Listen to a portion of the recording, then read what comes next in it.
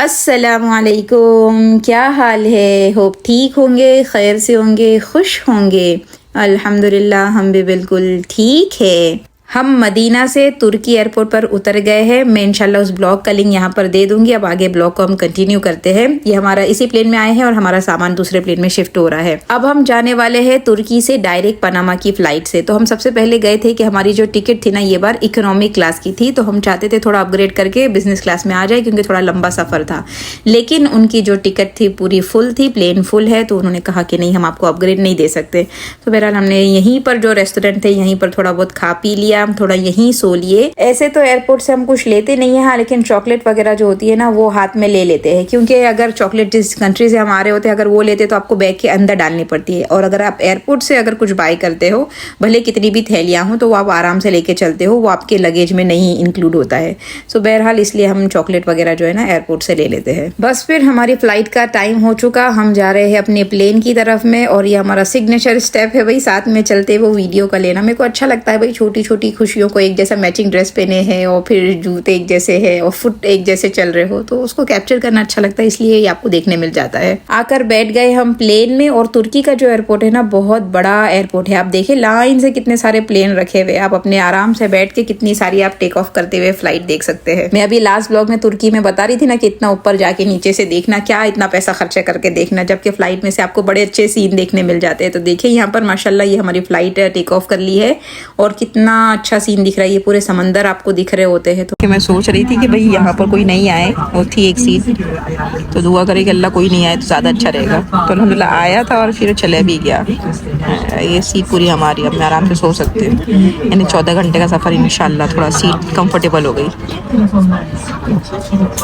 बहुत कम ऐसा होता है कि प्लेन में आपकी बाजू वाली सीट खाली मिली हो, तो अल्लाह का शुक्र आज मिल गई है। तो ऐसे तो बैठे बैठे मुझको नींद नहीं आती प्लेन में, तो अब थोड़ा लेट वेट के इंशाल्लाह अच्छी नींद आ जाएगी। और क्या बात है, माशाल्लाह खाना अभी भी अच्छा मिला, छोले थे, कबाब, चावल, दाल, सलाद, माशाल्लाह काफ़ी अच्छा खाना था।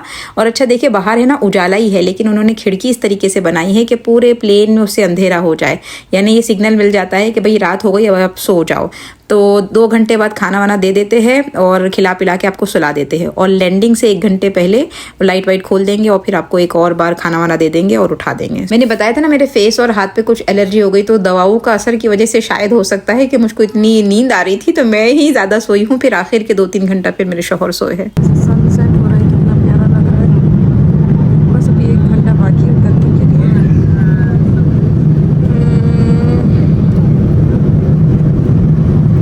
1 घंटा बचा है पनामा के लिए। पनामा में 6:30 बज रहे हैं, 7:30 तक इंशाल्लाह उतरते हैं। हम कल रात में तुर्की के, सऊदी के और तुर्की का टाइम एक ही है, 1 बजे निकले थे, यानी 1 बजे से 1 बजे 24 घंटा, और ये ऊपर जा रहा है। अभी वहाँ पर सऊदी में, तुर्की में 2:30 बज रहे हैं रात के। बस हमारे फ्लाइट के उतरने की तैयारी है, पनामा पहुंचने की तैयारी है, लेकिन पता नहीं मुझको काहे की इतनी नींद आ रही थी कि मेरी फिर से आंख लग गई। खिड़की से टेक लगा के फिर से मैं सो ही गई। मैं पता नहीं काहे की थकन की वजह से या जो भी था, फिर से मैं सो गई, इसलिए आपको कोई क्लिप आगे का नहीं मिलेगा। हम फाइनली पनामा अल्हम्दुलिल्लाह पहुँच गए हैं। ये सारे क्लिप भी इसलिए भाई के जो वीडियो है आपने देखे होंगे उनके चैनल पर, सिराज नल्ला, उन्होंने लिए थे, फिर उनसे मैंने शेयरिंग में मांगा है कि मुझको भी कुछ दो, कि मैं आई हूँ तो मेरे पास कुछ वीडियो होने चाहिए ना।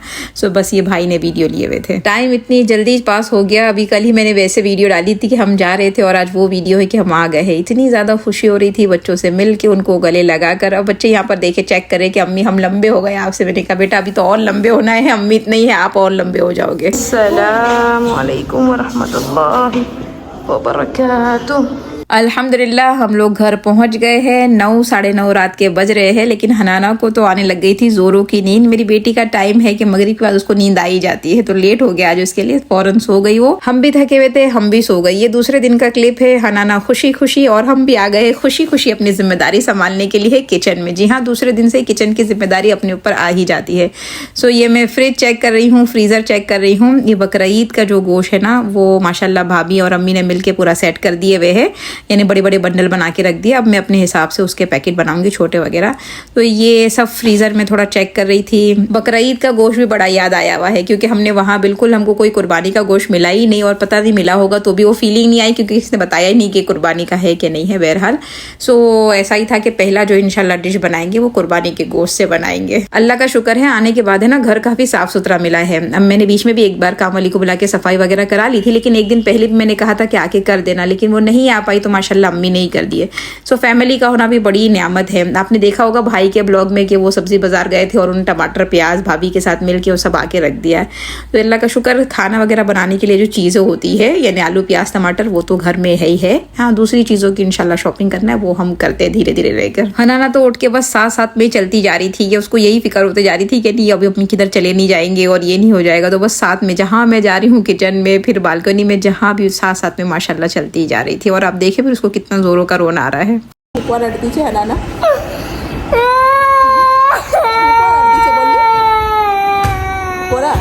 ऊपर रखती है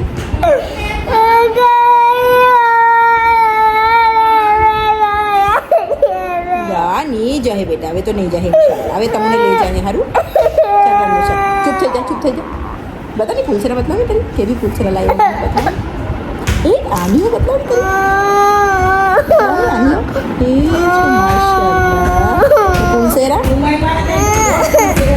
अरे कितनी बड़ी बद्दीत पेनी ली देली है दे माशाल्लाह या नहीं जाए बेटा, पापा ने पूछी जो नहीं जाए क्या जो पूछ दो। फिर दूसरे दिन ही मैंने बैग वगैरह खोल के ना सब चीज़ों को अलग अलग कर दिया था, क्योंकि सामान जितनी जल्दी उठा ले वो अच्छा, नहीं तो फिर उठाने में और सुस्ती आती है। तो भाई लोग की फैमिली भी रात में आई थी ना, तो उनका भी मैंने अलग कर दिया था। तो माशाल्लाह सबके लिए गिफ्ट लाए हैं। आप लोग को तो पता है कि मेरे जो बच्चे हैं माशाल्लाह 4 के 4 ये पूरी फैमिली के साथ थे, और इन सब का माशाल्लाह एहसान ही, मैं तो एहसान मानती हूँ, बिल्कुल एहसान ही था कि इनके साथ इन्होंने अपने मेरे बच्चों को रखा, बड़े अच्छे से रखा है। तो बस थोड़ा बहुत हदिया इन सब के लिए बनता ही बनता है। तो सब के लिए माशाल्लाह जुब्बे लेकर आई हूँ, 2-3 सबके जुब्बे थे, साथ में फिर अल फजर की घड़ी वगैरह थी, और खजूर और अंजीर और गोमिता वगैरह क्या कहते हैं गमी बेर वगैरह, तो वो सारे का सारा कुछ था माशाल्लाह सबके लिए। हदिये का लेना देना भी सुन्नत है ना, नबी ने फरमाया है कि भाई हदिया दो और फिर मोहब्बत को बढ़ाओ। तो हदिया भी फिर कैसी चीज़ों को दिया जाए जो आप अपने खुद के लिए पसंद कर रहे हो, जो आपको अच्छी लग रही हो। लेकिन आज हम क्या करते हैं, जो हमको अच्छा नहीं लग रहा वो आगे हदिये में दे देते हैं, बोलते हदिया है, और उम्मीद रखते हैं कि सामने वाला पसंद कर लेगा और उसकी मोहब्बत बढ़ जाएगी। तो ऐसा कुछ भी नहीं होता। मुझको याद है कि मुझको कभी किसी ने कोई हदिया दिया था, ऐसे तो हदिया जो दे कबूल कर लेना चाहिए, लेकिन वो हदिया देने के वक्त समझ में आता है ना कि इसका मंशा क्या था, ये आपको उससे मोहब्बत करना चाहता था या ऐसा हदिया दे के नफरत को बढ़ाना चाहता था।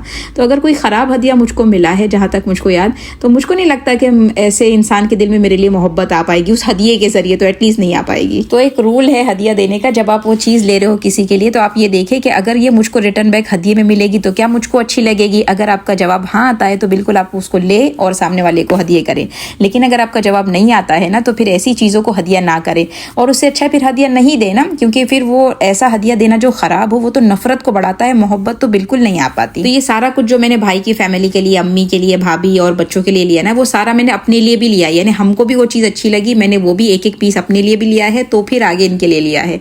वरना ऐसी ख़राब चीज़ों को देने का मेरा बिल्कुल इरादा नहीं होता, होना भी नहीं चाहिए। हम मुसलमान हैं, हम सुन्नत को फॉलो करते हैं, और सुन्नत यही समझाती है कि भैया हदिया दो और मोहब्बत को बढ़ाओ। और फिर अपनी तरफ से यानी अपने पर्सनल पैसे से, मियाँ के पैसे से नहीं, मैंने अपनी भाभी और अपनी अम्मी के लिए भी ना गोल्ड की रिंग दी थी, वो हनाना पहना रही है, मैं आपको वीडियो दिखाती हूँ।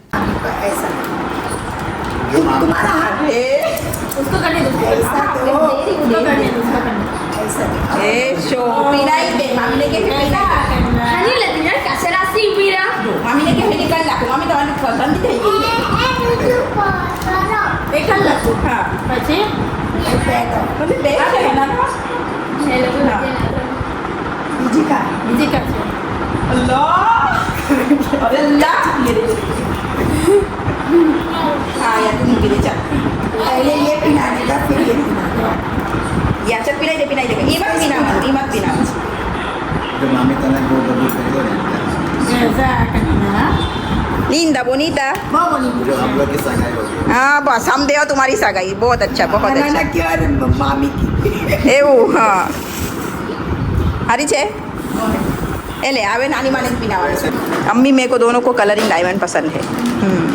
ले जा नानी माने पीना ही दे।